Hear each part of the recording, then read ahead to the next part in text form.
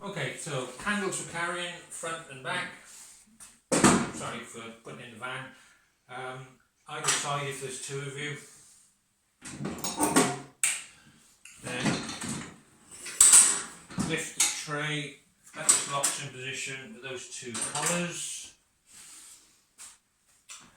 There's friction hinges at the back. On this one it's not quite strong enough, but they will hold that lid in place when they're stronger.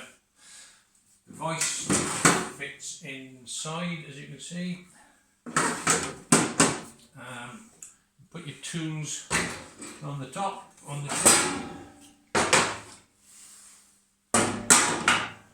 We've still got the extra space that we had before, so that will open up for more space there.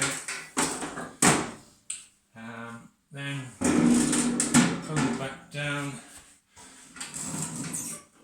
Telescopic handle for transport, so that just pulls out. Very easy to push, all the weight is over the axle. That just clips back down. Lift the two collars and locks back up.